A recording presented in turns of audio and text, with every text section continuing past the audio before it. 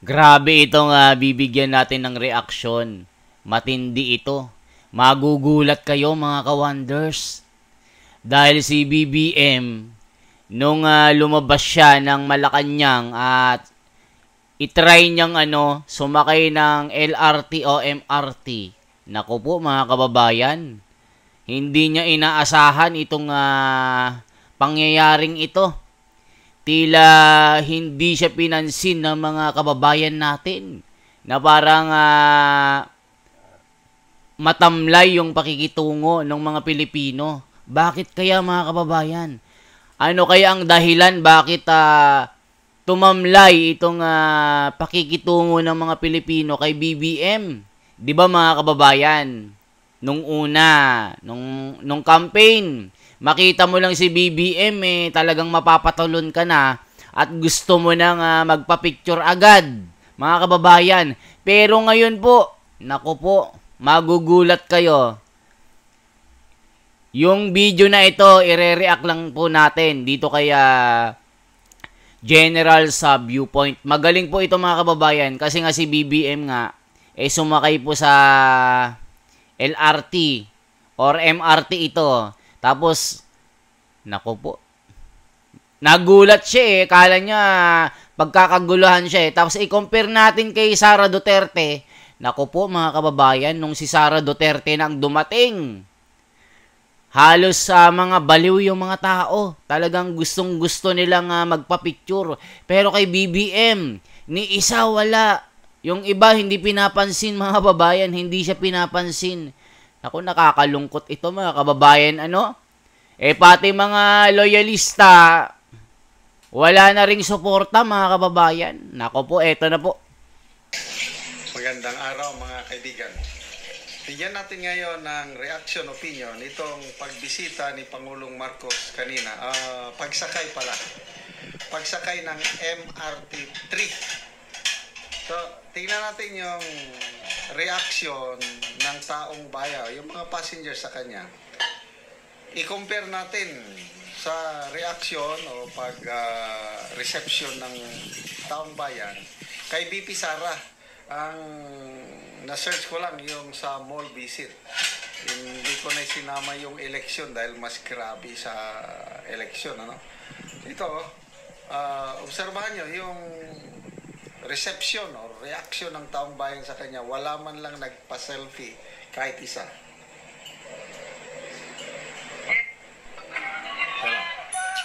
Ayan o. Wala lang, nakaupo lang.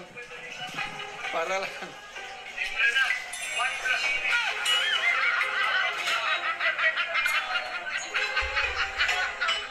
Matamlay.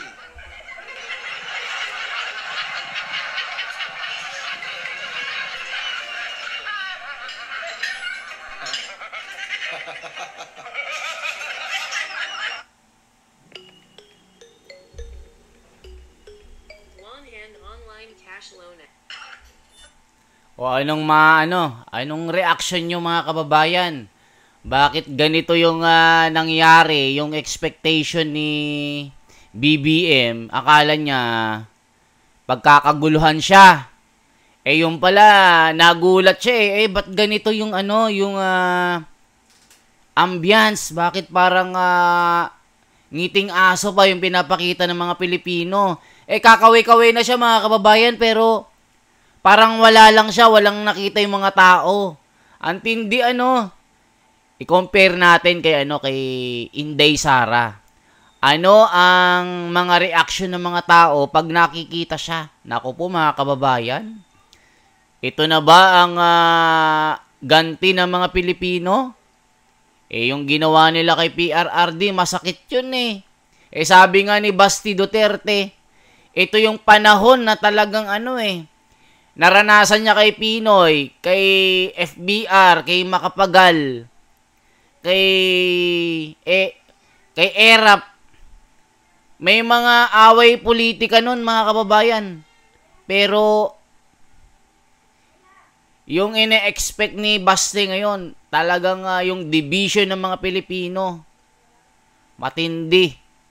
Talagang matindi ang pagkabahabahagi ng mga Pilipino ngayon dahil sa nangyari kay kay Tatay Digong. Naku po mga kababayan, eto na ba yung rest back ng mga Pilipino? Kita nyo naman, wala man lang isa kahit magpa-picture man lang. BBM, pa-selfie tayo. BBM, pa-selfie tayo. Nung campaign si BBM, makita lang ng mga tao, nagtatalunan na Talagang mga baliw-baliw lumipas ang isa, dalawa, tatlo. Nako, wala nang amor si BBM mga kababayan. Bakit kaya mga kababayan? Bakit nawalan ng amor si BBM sa mga Pilipino? Ito po mga kababayan, mag-react pa tayo.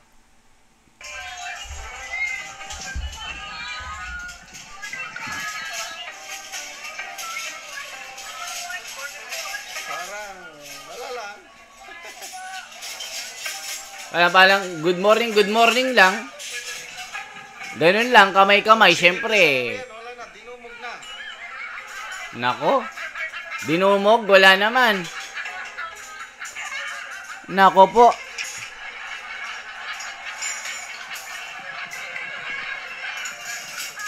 Yari.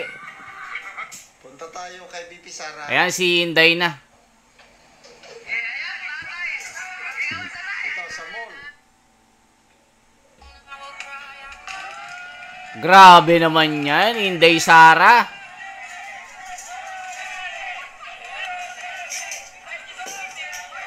Sa Ormoc ito, Ormoc. Ang daming tao, mga kababayan. Ang dami, ha? Oh.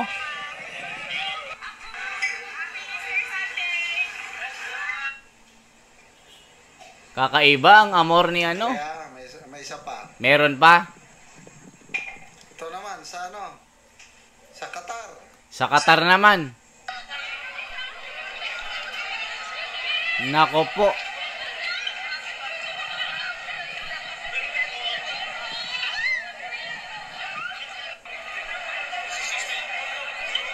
Pinagkakaguluhan,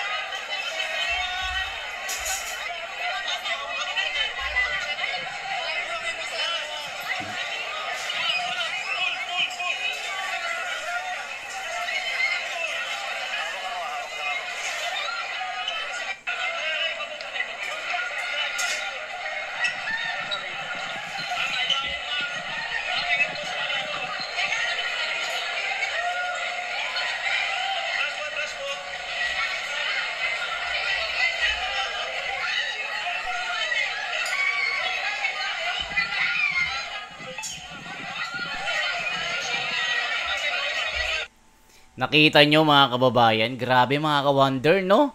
Iba yung yung karisma ni Inday Sara sa mga tao. Talagang mga baliw-baliw Pag nakita, picture-picture, selfie-selfie. Pero pag si BBM, matamlay ang tao. Nako, mga ka-wonder, bakit kaya?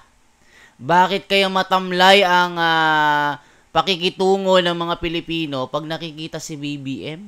Nako po, mga kababayan, i-comment nyo po. Ito ba yung nangyari kay PRRD na pinahuli nila?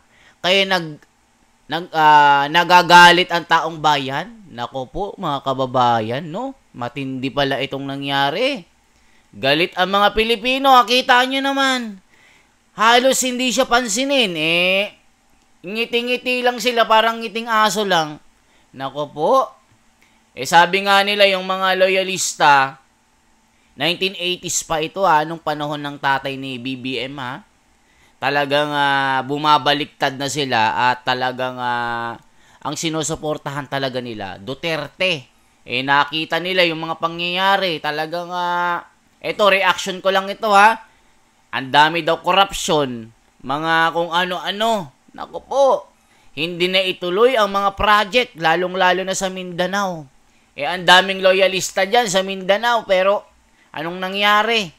Bumaliktad na sila. Meron pa nga akong napanood na yung karamihan sa loyalista talaga, nag-Duterte na sila. Kita nyo dito, pakita pa natin. Gaano ba talagang yung amor ni Inday Sara, i-compare natin kay BBM, malayong malayo na si BBM, mga kababayan at mga ka-wonder. Naku po. So, makita niyo, no? Ang laking kaibahan. Lalo na nung before election, si Pangulong Marcos, na may nakita kong video, Cagayan de Oro, nag-announce na yung announcer, the President of the Republic of the Philippines. Palakpak, may palakpak. Kailangan makita mo na walang excitement, walang kulang. Saan ba yun? I think Davao del Norte. Pumasok siya sa malaking building, parang moldy natag. Kaway siya ng kaway. Ang mga tao, nakaganon lang. Paano? Yan mga kababayan nakita nyo naman, talagang, ano sa tingin nyo mga kababayan? Anong nangyari? Bakit paglalabas si BBM ng Malacanang at makita ng tao, bakit kaya hindi siya pinapansin mga kababayan? Bakit matamlay yung pakikitungo ng mga Pilipino kay BBM? I-comment nyo po mga kababayan. Ito ba yung dahilan na pinahuli si Tatay Digong sa ICC? Yung pagpapa-impeach kay BP Sara. Ito ba yung dahilan mga kababayan? I-comment nyo po. Talagang matindi namimiss nila ang mga Duterte mga kababayan. Dahil nung panahon ni Duterte, talagang ligtas ka na makakauwi. Kahit hating gabi, alauna, kahit sa madidilim na iskinita, makakauwi ka ng maayos. Pero ngayon mga kababayan, nagkalat po ngayon. Lalong-lalo na pagka, naku po, ma-snatch ang cellphone mo. Iba na rin ang mga snatcher ngayon. Nakamotor na. Ang dami mga kababayan. Kahit sa jeep, hablitin agad yung mga kung ano-anong gamit mo dun. Minsan, namamalimos lang, may hawak na kutsilyo. Kaya mga kababayan, ito yung nangyaring eksena sa LRT or MRT3 na gustong magpapansin ni BBM, pero nakita nyo naman ang reaksyon ng tao. Parang wala lang, parang simpleng tao lang na dumaan. Siyempre kakaway ka din. Tignan nyo ako mga kababayan pag lumalabas ako kung may kumakaway. Parang ganun lang. Pero ito mga kababayan, Pangulo ng Pilipinas ito, bakit ganun? At tignan nyo si Sara Duterte, lalo na si PRRD, pagka nakita yan sa airport, naku, naglalabasan lahat ng mga empleyado, mga tao na naglalakad, talagang gusto siyang picturean. Pero si BBM mga kababayan, parang matamlay ang taong bayan. Ano sa tingin nyo po? I-comment nyo po kung anong reaction nyo. Bakit matamlay ang pakikitungo ng taong bayan kay BBM? Isang like, isang share po, isang subscribe sa ating YouTube channel. Mabuhay mga kababayan At meron akong isang channel, yung Manila Boy in Manila. Yan yung mga content natin, yung mga ganap kay Isko Moreno. Abangan nyo po yan. Meron na po tayong 20 subscriber doon. Maliit pa lang naman mga kababayan. Paki-suportahan nyo po. And yan lang po ang ating bahagi. Salamat po ng marami.